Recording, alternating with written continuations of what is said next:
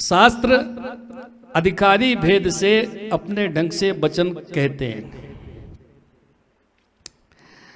हवन जब करते हैं तो ज्योतिष के हिसाब से थोड़ा मुहूर्त तो देखते ही हैं, पर प्रातः काल का जो हवन है आयुष करीति विज्ञेया प्रातः सूर्याहुतिस्तथा, आयु बढ़ाता है, आयु बढ़ती, और सायंकाल वाले हवन से धन संपत्ति की प्राप्ति होती है।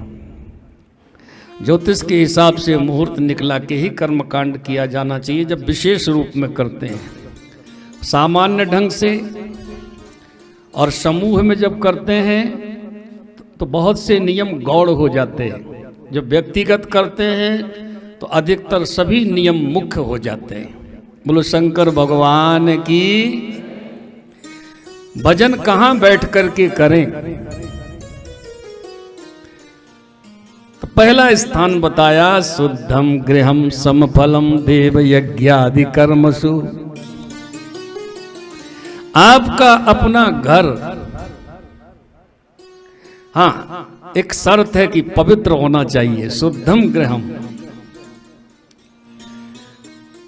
झाड़ू लगे, पोछा लगे, ये तो शुद्धि हो ही गई, लेकिन वैचारिक शुद्धि हो, वाणी की शुद्धि हो, व्यर्थ के वार्तालाप शोरगुल ना होता हो, खान पान की शुद्धि हो।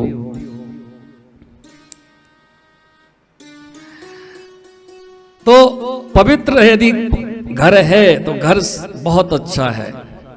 हाँ, यदि आप गौशाला में जाके भजन कर सकें तो तत्व 10 गुणम गोष्ठम, वहां बैठ के जप करेंगे तो 10 गुना फल मिलेगा गौशाला। और जल तीरम ततो 10, जल के किनारे चले जाएंगे उससे भी ज्यादा 10 गुना पुण्य मिलेगा। बिल्व तुलसी अश्वत्थ मूलकम, बिल्व वृक्ष के नीचे, पीपल वृक्ष के नीचे, अथवा तुलसी आपके घर में लगी है उसके पास में थोड़ा तुलसी की छाया आशीर्वाद आप पर पड़े, वहां बैठ के भजन करेंगे तो यहां से भी ज्यादा 10 गुना पुण्य मिलेगा, जल तीर से भी ज्यादा, देवालय में उससे अधिक, तीर्थ नदी में उससे अधिक। ऐसे ऐसे जप का फल बढ़ता जाता है, तप का फल बढ़ता जाता है। और गंगा गोदावरी चैव कावेरी ताम्रपर्णिका सिंधुश्च सरयूरेवा सप्त गंगा प्रकीर्तिता। गंगा 7 हैं, 7 नदियों को गंगा की संज्ञा दी गई है। उनके आप नाम सुन लीजिए। गंगा का नाम जो गंगा है, एक तो वही हो गई, गोदावरी 2, कावेरी 3, ताम्रपर्णिका 4, सिंधु 5, सरयू 6 और रेवा। आप कहाँ बैठे? रेवा के उद्गम स्थल पर। रेवा की महिमा, श्री नर्मदा मैया की महिमा कही गई कि रेवा तीरे तपः कुर्यात्, मरणम जाह्नवी तटे। तपस्या करना हो, भजन करना हो तो नर्मदा किनारे, रेवा किनारे करो, और मरना हो तो गंगा किनारे चले जाओ। बोलो गंगा मैया की। इन सब पवित्र नदियों के तट पर बैठ के आप भजन करेंगे, बहुत ज्यादा फल बढ़ जाता है। अच्छा, सबसे अधिक फल देने वाला स्थान कौन सा है, ये जानना जरूरी है। सर्वस्मात् अधिकम गेयम यत्र वा रोचते मनः। आपके भजन का, पूजन का, ध्यान का, चिंतन का सबसे अधिक फल वहां मिलेगा जहां बैठ के आपका मन लग जाए। यदि मन नहीं लगा तो चाहे रेवा तट हो, चाहे गंगा तट हो, भजन का पूरा फल नहीं मिल सकता। इसलिए मन लगना चाहिए, पता चला भजन कर रहे हैं और मन कहीं और है। कर में तो माला फिरे, जीभ फिरे मुख माही, और मनुआ तो चहु दिस फिरे, यह तो सुमिरन नाही।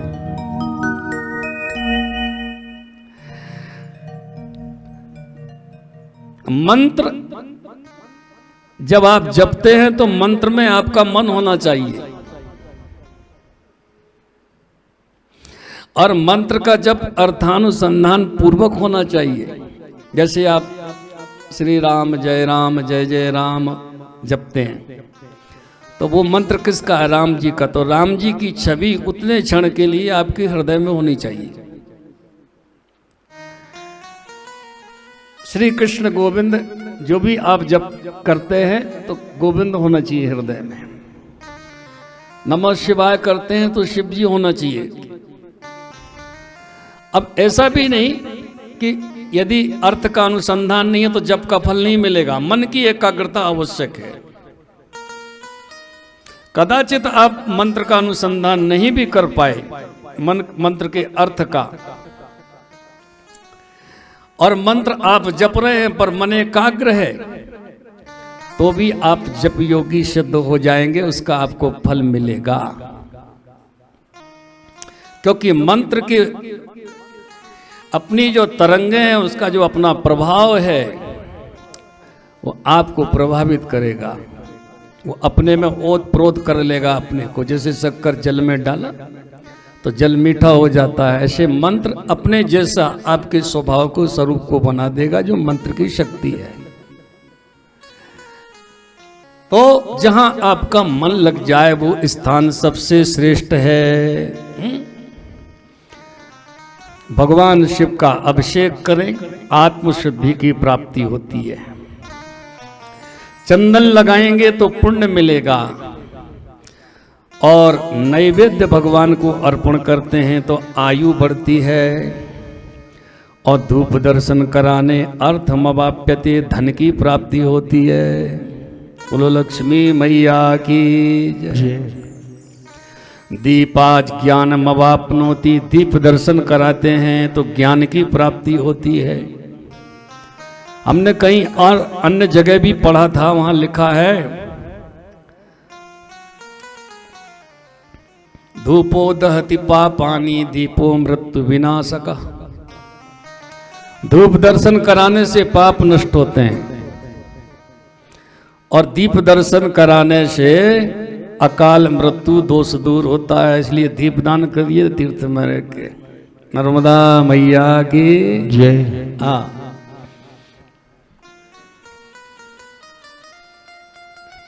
भगवान को जब आप प्रणाम करते हैं तो सर्वाभीष्ट करो। प्रणाम करना, नमस्कार करना सभी अभीष्टों की सिद्धि प्राप्त कराता है। भगवान की पूजा का फल आपको समय के अनुसार अवश्य प्राप्त होगा। इस भाव से विश्वास के साथ पूजन करें। कल आप सुन रहे थे कि भगवान के मुख से ओमकार प्रकट हुआ।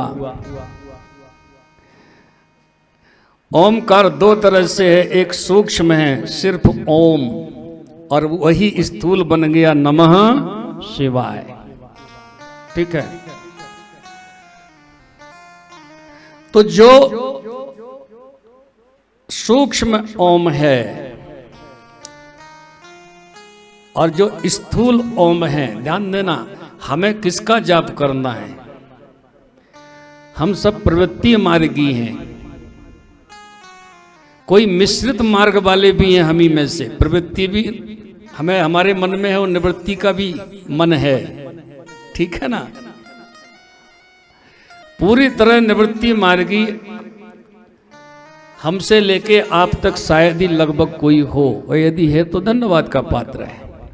पूज्य महाराज श्री हो सकते हैं, क्योंकि हाँ संन्यास लिया। संभवतः मैं तो नहीं जानता कि अभी ब्रह्मचारी हैं संन्यास। तो ध्यान देना, प्रवृत्तानां च मिश्राणां स्थूल प्रणवमिष्यते। लोगों के प्रश्न रहते हैं कि ओम नमः शिवाय जपें अथवा नमः शिवाय जपें। तो जो भी प्रवृत्ति मार्गी है अथवा जो मिश्रित मार्गी है, प्रवृत्ति निवृत्ति दोनों भाव हैं, उनके लिए स्थूल प्रणव है, स्थूल ओमकार है, और वो कौन है? नमः शिवाय। समझना, पर अभी पूरी बात नहीं हो गई, ध्यान देना। स्थूल प्रणव किसको कहते हैं आप जान गए? नमः शिवाय। उसकी यहां प्रकृति बताई गई। नमः शिवाय बनता कैसे है? शिव नाम नमः पूर्वम चतुर्थ्याम पंचतत्वकम। पहले नमः बोल दिया, फिर शिव नाम में चतुर्थी का एक वचन बनाया, तो शिवाय बन गया। शिव के लिए नमस्कार है, शिव जी के लिए नमस्कार है, शिव जी के नमः शिवाय। आप मंत्र ढूंढिएगा किस मंत्र में नमः पहले प्रयोग लिया गया। लगभग सभी मंत्रों में श्री रामाय नमः, श्री कृष्णाय नमः, श्री वासुदेवाय नमो नमः है? लेकिन शिव जी के मंत्र में नमः शिवाय।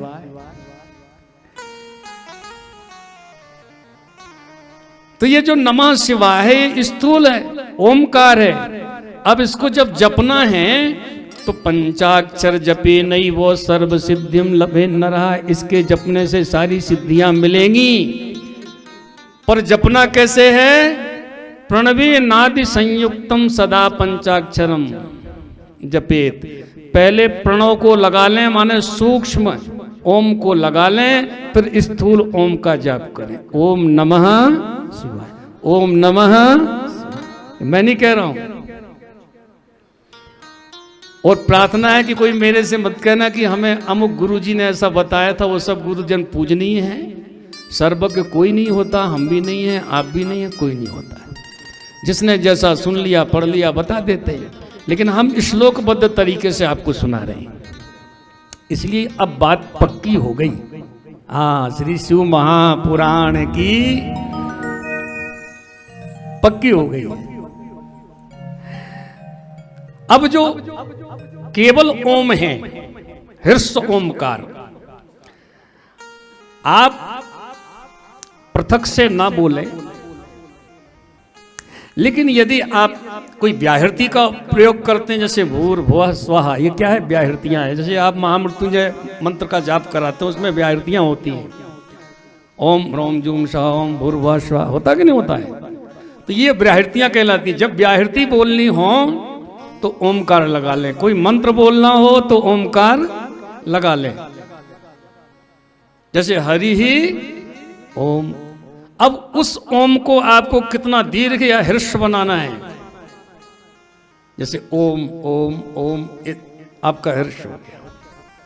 ओम ओम, ये कौन सा हो गया? दीर्घ हो गया। तो हृस्व ओम का तो एक बार कोई जब कर भी ले, लेकिन दीर्घ ओमकार का तभी करना जब एक बार निश्चय कर लो कि मुझे अब दुकान से कोई मतलब नहीं, घर परिवार से मतलब नहीं, और समाज से, अब तो मैं बस केवल भगवान का हो गया। और हे ओमकार, अब मुझे आप ब्रह्म की तरफ ले चलो। क्यों ये बात कही जा रही है? क्योंकि प्रणवो धनु सरो ह्यात्मा ब्रह्म तल लक्ष्य मुच्यते। ये प्रणव ओमकार धनुष है, आपकी आत्मा बाण है और ब्रह्म लक्ष्य है। ओमकार रूपी धनुष पर यदि अपनी आत्मा को आपने आरूढ़ कर दिया और बाण छोड़ दिया तो सीधे ब्रह्म को ही लक्ष्य करेगा। फिर वो ओमकार आपको दुकान की तरफ नहीं भेजेगा। शंकर भगवान की जय। उस धनुष पर, हाँ, प्रणवो धनुषरो यात्मा ब्रह्म तल लक्ष्य मुच्यते अप्रमत्तेन वेद्यव्यम सर्वतन्मयो भवेत। ये उपनिषद का मंत्र है।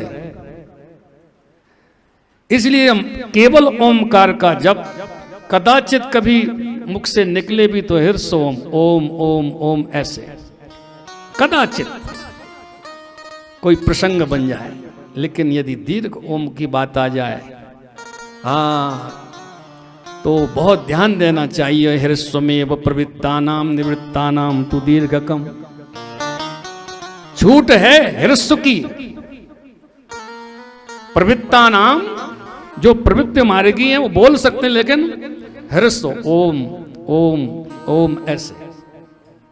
लेकिन निवृत्तानाम तो दीर्घकम ओम ओम, है ना। सूक्ष्म ओमकार के दो भेद हैं, ह्रस्व और दीर्घ।